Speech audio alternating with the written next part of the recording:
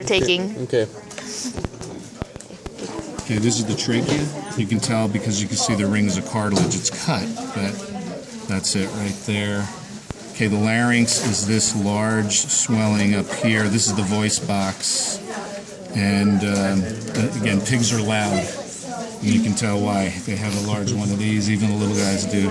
The hyoid bone, remember the hyoid bone from... Yeah, it goes right above the trachea. Yeah. It's like a U. Yeah, it's a U, and it's not articulated with any other bone. This is it right here, so it goes around that way.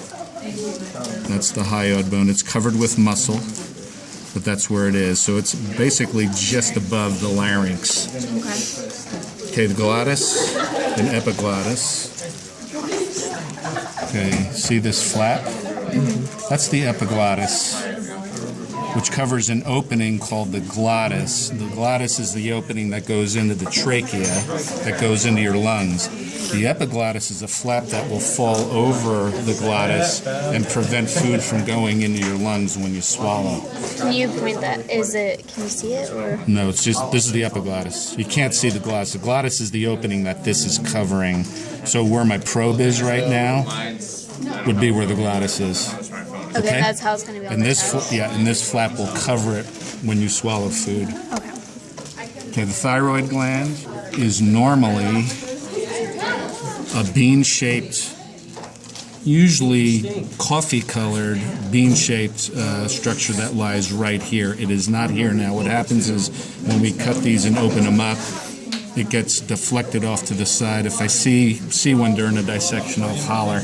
Okay, but that's where it goes. That's where it'll lie. Okay, the vagus nerve. Have to find the common carotid artery, which this is. And you see that white band to the right of it?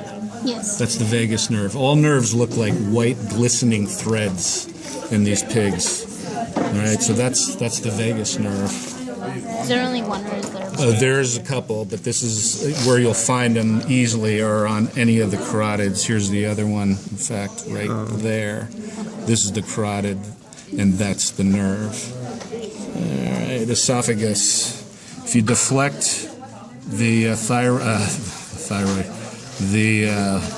thank you, trachea off to the side, you see this? This is the esophagus. And even though this isn't part of the respiratory system, it's part of this dissection. That goes to your stomach.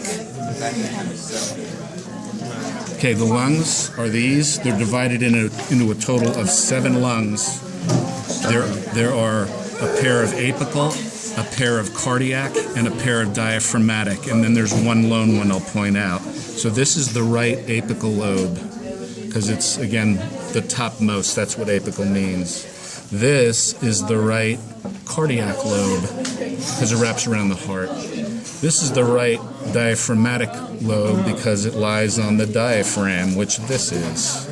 Okay?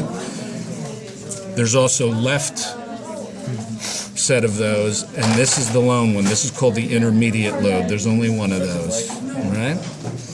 Okay, your trachea, when it goes down into the lungs this way, it branches off into offshoots called bronchi, which is plural for bronchus. And there's 2 of them I want you to know.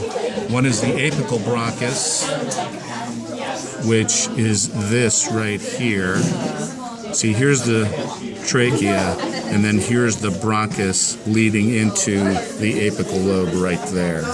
Okay, and then the main or primary bronchus goes into the cardiac and diaphragmatic, and that's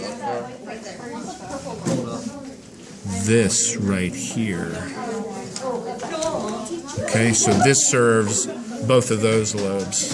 Okay, and then the phrenic nerve, you happen to have a fairly intact inferior vena cava. See this? This is the inferior vena cava, or what's left of it.